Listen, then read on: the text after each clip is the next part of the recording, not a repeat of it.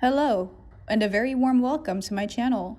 This video, we give you a piece of breaking news. What happened to the Royal Sussex? Meghan plotted to turn into MWX and Sussex Royal is dead. The Sussex Royal Foundation is finally being wound up and is going to be liquidated. It was no surprise because that was part of the deal. But why did it take so long?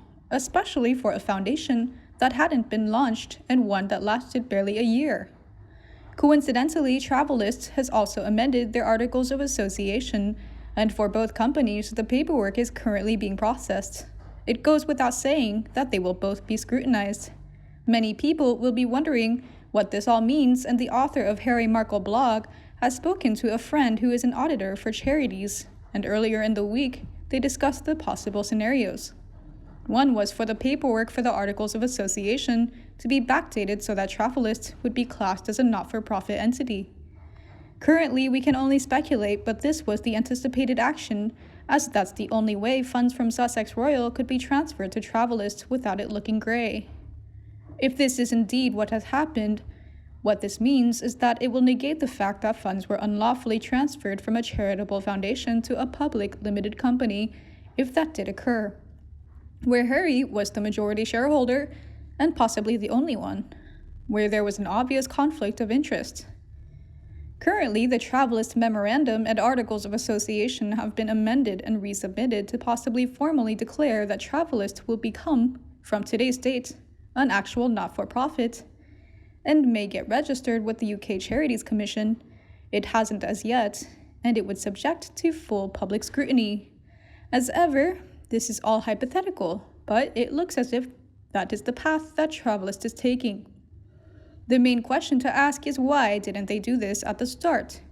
Because the company is only a few months old. As I said before, it looked like a rush job to beat the 5 April deadline, that is the tax year end date in the UK, and would allow them extra expenses to be written off. Why not register it as a not-for-profit or charitable entity then? Quite possibly because it was never supposed to be a not-for-profit, but a backup company to keep Holt and Wong in gainful employment. As for Sussex Royal, it is effectively dead, burnt toast. It had to be wound up, but appears to have dragged its heels, as if the dastardly duo had been trying to hold on to the company. That is no more, as it has finally filed for voluntary liquidation, which can take about a year to finalize the accounts and pay off any debts or creditors. Many people are asking about the transfer of funds and whether it was above board. And this is the hypothetical answer my friend gave, edited slightly, when asked. It is most unusual to have moved money prior to a liquidation taking place. The usual form is that the finances are taken over by the appointed receiver who administers the funds of the organization, being wound up via an escrow account. After all, creditors and debtors have been identified and processed, and the fees for the receiver's services have been deducted from the remaining reserves, if any, then the residual balance is paid over to the shareholders in the percentage of their final individual shareholding. The company is then dissolved and recorded as such on their register of companies. The liquidation is a solvent one, so this presupposes that all the foundation's debts will be settled by the remaining funds, or if there is any deficit, by the shareholders. This would not be the case if this was an insolvent, for example, court-ordered liquidation, and in that scenario, any transfer of funds to a parallel company prior liquidation would have been considered unlawful and potentially illegal. In any event, the transfer of funds to a limited company so close to the formal liquidation remains rather strange and ill-advised. The documents state that the winding process began on the 1st of July 2020, nearly a month earlier, which is a long time for a company so young, and that effectively hadn't been trading or minimally, as it hadn't been launched. There is no staff, bar lawyers and accountants to pay, as all the Sussex staff was made redundant in March. So what is so complex that is taking so long?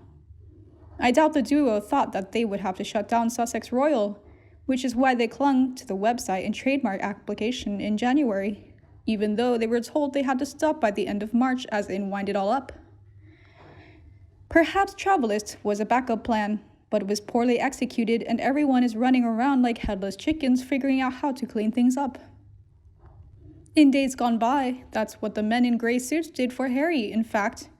They cleaned up after him for most of his life. And I wonder if he misses them just a little bit. As the saying goes, you never know what you had until it's gone. Those men in grey suits saved his bacon many a time.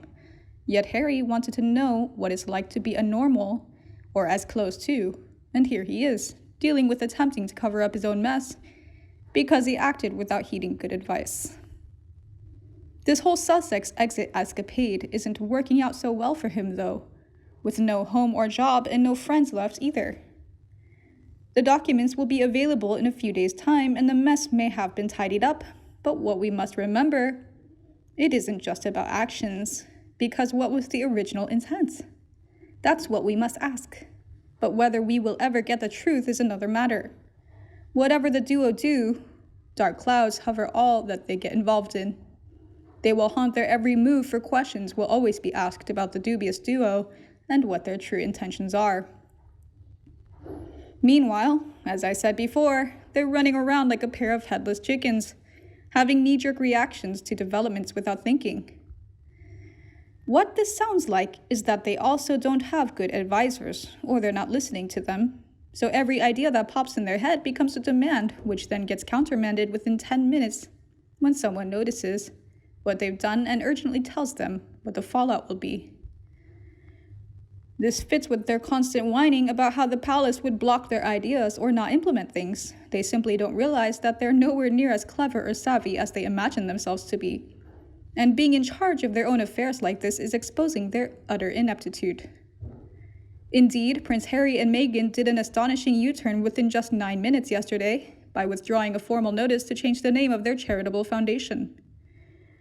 Mail Online revealed exclusively how Companies House documents showed the couple was rebranding their Sussex Royal The Foundation. Paperwork for a formal winding up order stated that the directors, who include Harry and Meghan, would be changing it to the MWX Foundation, while it was being dissolved. It led to speculation that the name could be short for the Markle-Windsor Foundation. A formal document to make the name change official, called a change of name notice, was then filed within hours of the details becoming public. But just 9 minutes later, at 11:46 a.m., a notification was sent by Companies House saying that the same document had been withdrawn. Documents filed at Companies House yesterday afternoon also revealed that Meghan and 5 other directors of the foundation had stepped down from their positions, leaving Prince Harry as the sole director.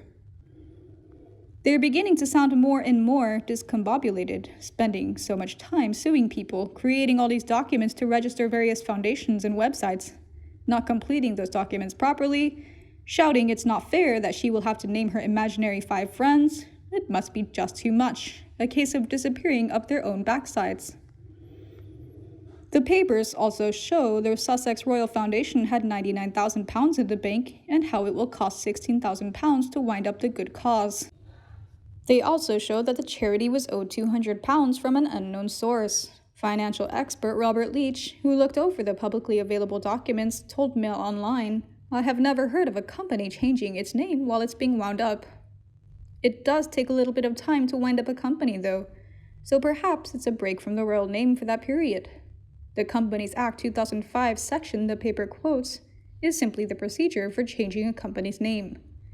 A name may be changed for any reason. The most common reasons are because the existing name has become toxic, because it no longer represents what the company does, or because the name is not permitted. This is not the first time the MWX brand has been linked to the couple.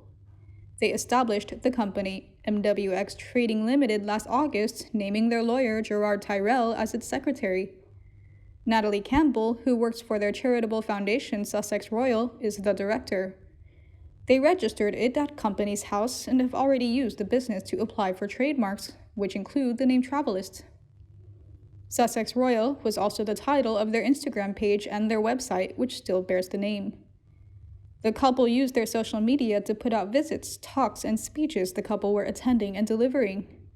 They said of the July transition, "The Duke and Duchess of Sussex do not plan to start a foundation, but rather intend to develop a new way to effect change and complement the efforts made by so many excellent foundations globally." Do you believe this? Leave your views in the comment section below, and everyone can discuss together. If you find my video useful, remember to like and share it for anyone you think might also be interested. And don't forget to subscribe to my channel to get more news from the royal family by my team.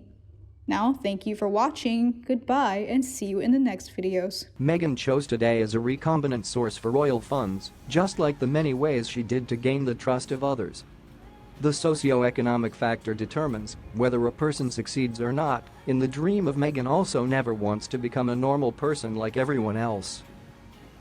She put her own ego on top. She wanted to have a lot of money and used dirty money to feed the illusory fame. Meghan confidence with the ads she set out with the newspaper to many people knows about her. What Meghan has is just fear that one day the whole world will turn away, and overconfidence. Delusions are the most perfect ones.